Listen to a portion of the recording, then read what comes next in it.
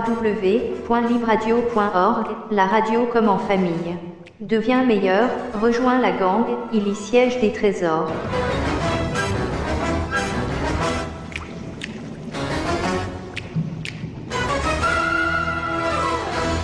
Carole Chaffraud, bonjour à toi. Bonjour William. Nous nous retrouvons depuis...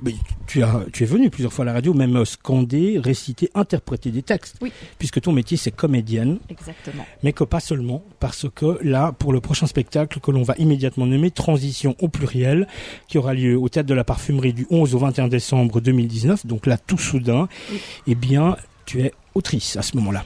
Et metteur en scène, pour faire simple. Et tu joues. Exactement. C'est un duo.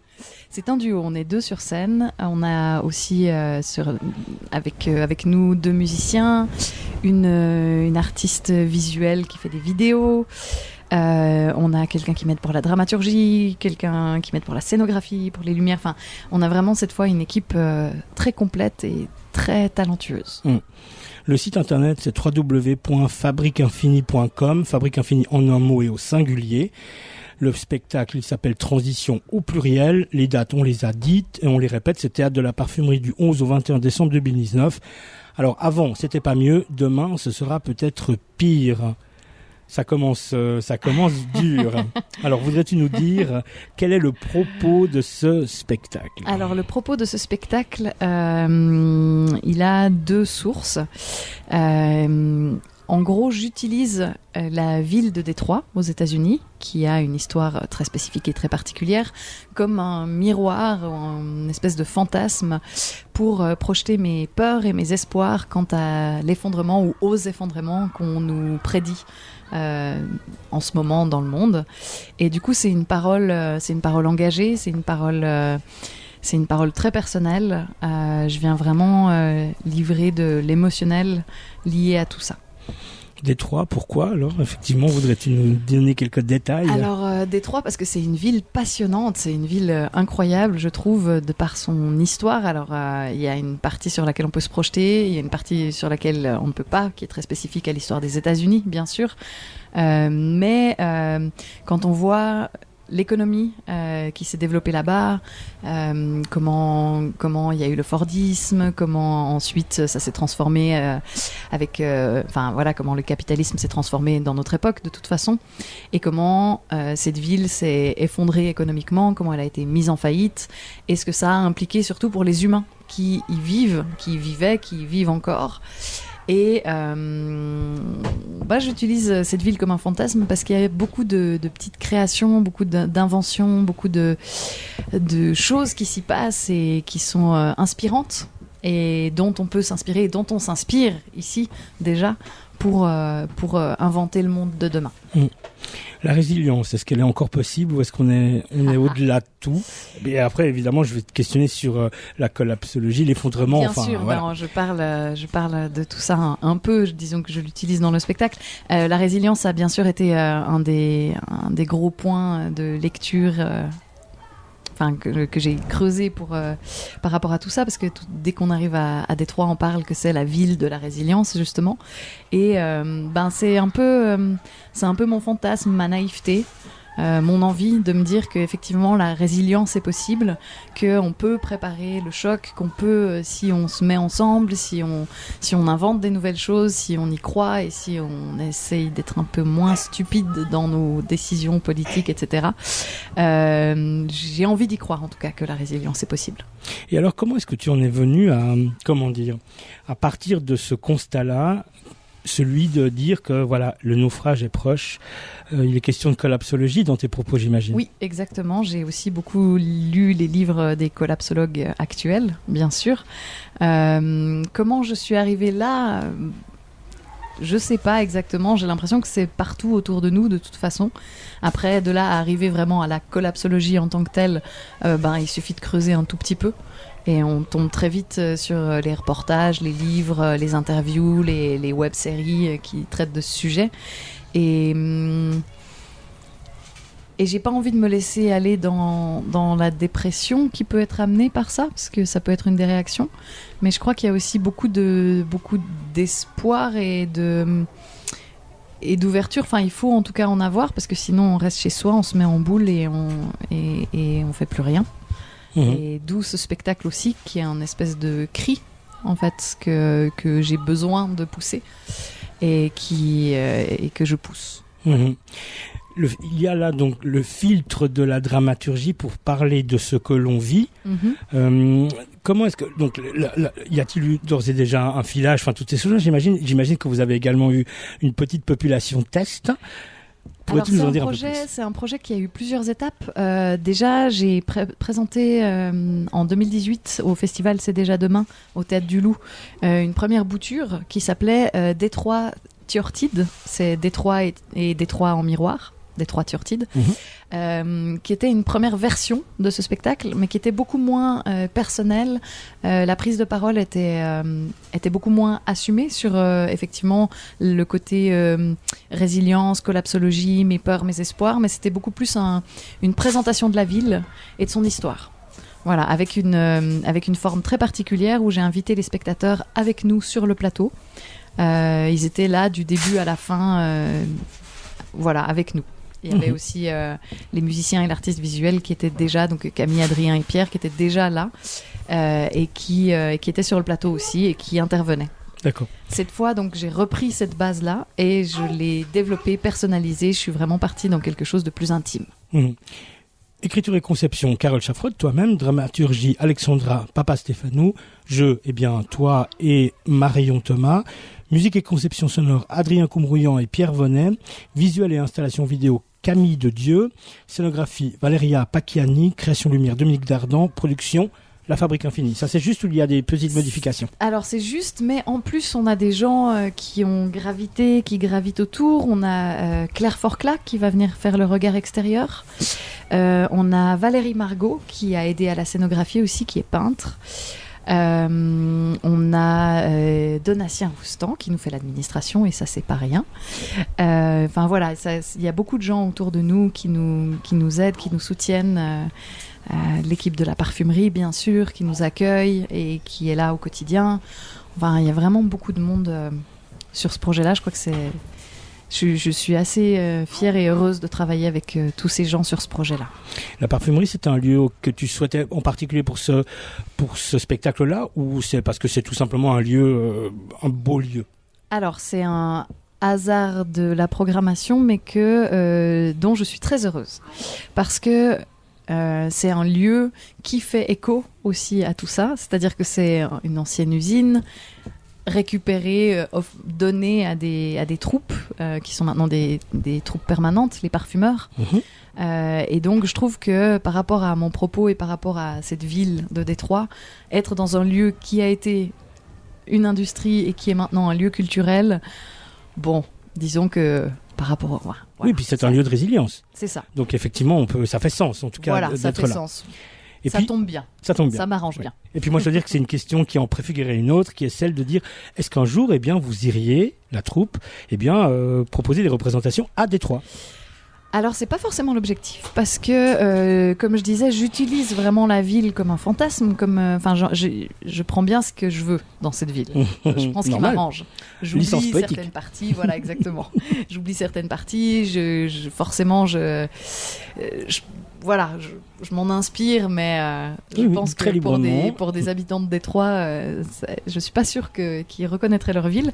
Par contre, ce qui est très, très intéressant dans ce travail, c'est que Adrien Coumrouillant, qui est donc musicien sur ce projet, est en ce moment en train d'écrire un mémoire sur un label de techno qui s'appelle Underground Resistance, qui vient de Détroit. Donc lui est allé à Détroit plusieurs fois cette année, travaille avec ces gens-là, de là-bas, et donc c'est un peu c'est mon espion. Très bien. Non, la question était là parce qu'effectivement, on connaît les groupes Medvedkin, enfin des personnes qui, portent un regard critique d'une situation et la mettent à disposition des personnes pour qu'elles puissent se distancier par rapport à leur propre posture et leurs propres aspirations, leurs propres conditions. Là, c'est autre chose. On est vraiment dans du théâtre, dans une vraie pièce de théâtre, voilà. Des imaginaires et la plus-value de l'autrice, de toi, qui construit quelque chose, qui construit un récit. Autour de ça, voilà. Autour de ça, absolument. Alors, c'est tout de même, comme tu l'as dit, une sacrée aventure. Peut-on dire qu'elle vous a transformé? Pour vous, pour l'équipe, y a-t-il un avant et un après Voilà. Y a-t-il eu une transition, tu veux dire? Non, ça c'est la question d'après. Transition avec un S, j'allais te demander après pourquoi ce S. Vous au sein de l'équipe. Alors au sein de l'équipe, je sais pas, je peux parler en mon nom uniquement, je pense, parce que chacun a son chemin. Moi, je sais que depuis les premières découvertes autour de cette ville jusqu'à aujourd'hui, il y a énormément de choses qui se sont passées, bien sûr. J'ai appris beaucoup sur l'histoire, sur l'économie, sur nos actualités, et je l'ai dit au pluriel volontairement. Et donc pour moi, oui, il y a un avant-après ce projet. Je suis encore dedans, donc je sais pas s'il y a un après, mais enfin il y aura un après, mais il y a un pendant en tout cas. Mais on sent que comment dire. En cheminant, eh bien, on interroge, on se questionne sur beaucoup de choses, sur nos devenirs, tout simplement, nos devenirs individuels, mais également collectifs, nos devenirs communs, et puis sur, d'une certaine manière, cette transition. Alors, on l'a dit, tu l'as mis un S. Oui. J'imagine que c'est pas neutre. Alors, il y a plusieurs choses par rapport à ce titre-là. Ce titre est venu d'une musique de Underground Resistance, donc ce fameux label de techno de Détroit, qui est un label qui, en tout cas, dans ses débuts, et je pense toujours aujourd'hui, porte une certaine forme d'utopie, d'envie de briser des murs, de rassembler les gens. Enfin, à la base, la techno, c'est une musique rassembleuse, quoi, vraiment. J'ai découvert ça, par exemple, d'où ça venait et les envies de ces gens-là. Et Transition, c'est une de leurs chansons, et dont les paroles font complètement écho à tout ça. Il y a quelque chose de... ils disent il y aura un jour dans votre vie où vous allez vous poser des questions. Est-ce que je suis heureux là où j'en suis? Est-ce que ça va? Est-ce que je suis content de ce que je fais jour après jour? Est-ce que... Enfin, il y a une série de questions comme ça. Et ensuite, il finit par make your transition. Pardon pour mon accent anglais. Et donc de faire sa transition. Voilà. Qui n'est pas la transition dont on parle actuellement, qui est une transition dont eux parlaient à ce moment-là, mais qui est complètement en écho et qui est complètement utilisable pour moi là. Voilà. Donc il y a cette transition-là, donc cette musique. Il y a l'espace scénographique que je propose, qui est une transition, qui invite le public avec nous sur scène, mais pas que. Il y a plein de surprises. Et il y a bien sûr la transition dont on parle actuellement, la transition écologique, la transition économique, etc., etc. Et toutes les transitions personnelles aussi, toutes les transitions qu'on peut faire chacun face à soi-même. Ces transitions seront-elles, selon toi, consenties, conscientes, ou bien plutôt imposées, plutôt aliénées d'une certaine manière, parce que, eh bien, il faudra qu'elles soient peut-être provoquées, à moins que, eh bien, qu'on lâche prise et puis que ce soit le naufrage. Eh ben, ça va dépendre de ce qui va nous tomber dessus. Je pense qu'il y a beaucoup de gens actuellement qui sont en transition, qui sont en train de mettre en place des choses de par justement les connaissances qu'on a et de par ce qui se passe dans le monde et ce qu'on n'a plus envie qui se passe dans le monde. D'ailleurs, le sujet que vous avez après parlera aussi de ça. C'est tout des besoins de lutter, des besoins d'exprimer des urgences, en fait. Et après, on va voir. Peut-être pour certaines personnes, ça sera des transitions forcées. Peut-être même pour ceux qui se préparent. Peut-être qu'il n'y aura pas de transition à faire. C'est tellement flou, c'est tellement... l'inconnu. Et oui, mais c'est pour ça que ça fait partie du défi d'une certaine manière. Oui, exactement. Transition au pluriel de et par Carole Chaffrott, c'est au Théâtre de la Parfumerie du 11 au 21 décembre 2019. Les horaires, donc ce sera du mardi au jeudi à 19h30, vendredi et samedi à 20h30, le dimanche à 17h. Comment peut-on acquérir les billets ? Alors, vous pouvez réserver directement sur le site de la parfumerie. Il y a un mail, c'est réservation.parfumerie@gmail.com au singulier, le tout, réservation.parfumerie@gmail.com. Il y a un numéro de téléphone, je le donne aussi, 022 341 21 21. Voilà. Très bien, merci beaucoup. La résilience, c'est également... est-ce que l'on peut dire que cela contient le fait de faire un effort sur soi? Et donc, par extension, est-ce qu'on se rendrait au théâtre pour travailler? De toute façon, le théâtre est un endroit où on ne peut pas rester neutre, à mon avis. Même dans les spectacles où on nous raconte une histoire, une belle histoire, et qu'on est assis dans son siège, il y a forcément de l'émotionnel. Enfin, en tout cas, c'est mon espoir, ça. Il y a forcément de l'émotionnel et donc il y a forcément quelque chose qui bouge en nous. Dans certains spectacles, c'est des petites choses. Dans d'autres, ça peut être quelque chose qui nous pousse à penser longtemps. Ça reste en tête. Je dirais pas travailler, mais je dirais en tout cas être en sensibilité. Ce qu'on est en tant qu'humain, finalement, je l'espère un peu tout le temps. Si des questions émergent, n'hésitons pas à prendre un micro. Ils sont là et ils sont ouverts. Faut-il avoir peur, selon toi, de ces transitions ? Faut-il en profiter ? Est-ce là l'occasion, justement, de la résilience, on l'a dit, et d'autres formes de courage ? Est-ce là l'occasion de revisiter son rapport à soi, aux choses et à autrui ? Voilà. Alors déjà, il y a une partie qui se choisit pas, à mon avis, c'est la question de la peur. Ça, c'est vraiment, je pense, très personnel. Moi, parfois, j'ai peur, parfois, j'ai du courage, mais souvent j'ai peur. et d'où le besoin de parler de ça, en fait, de tout ça.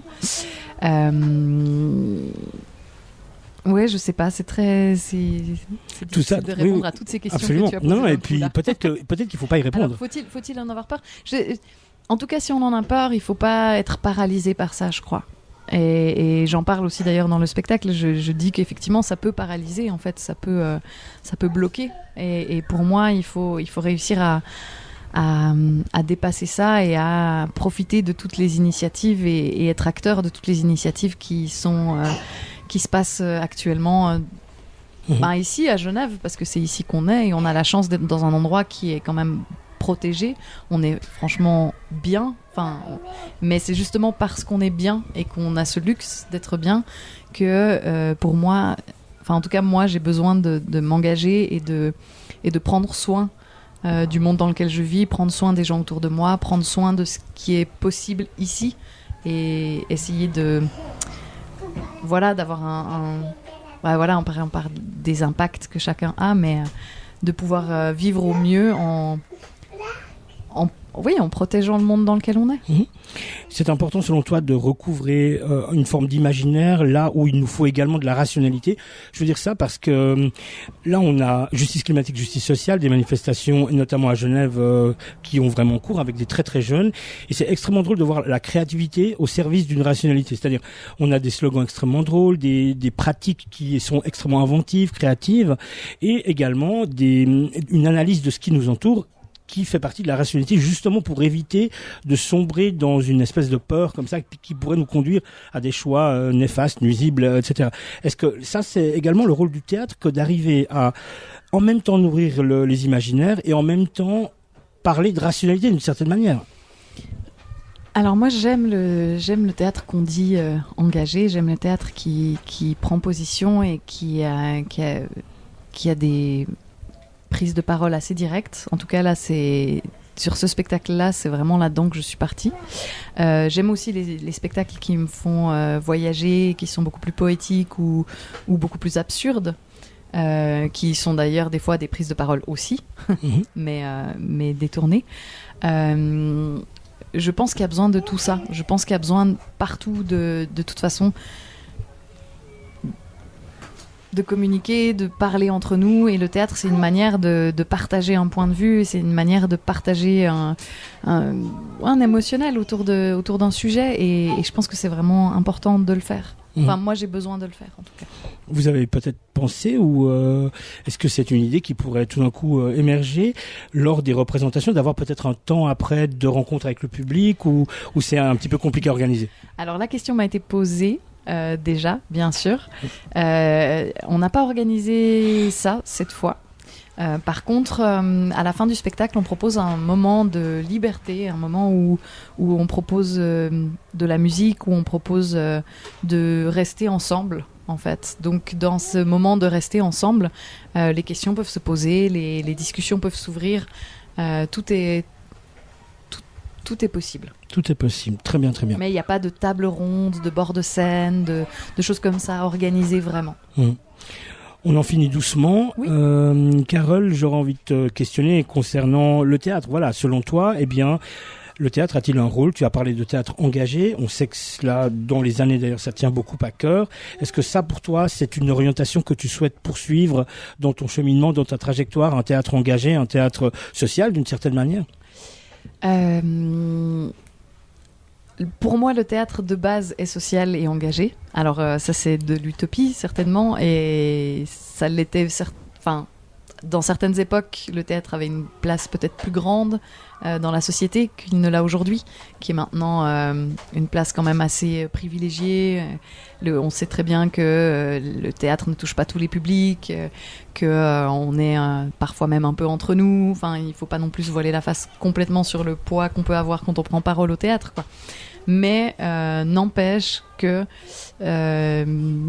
oui, j'ai envie de continuer de faire du théâtre, de porter des paroles, que ce soit la mienne ou celle des autres, des paroles qui m'intéressent et qui me touchent, que ce soit des langages poétiques ou des choses plus directes.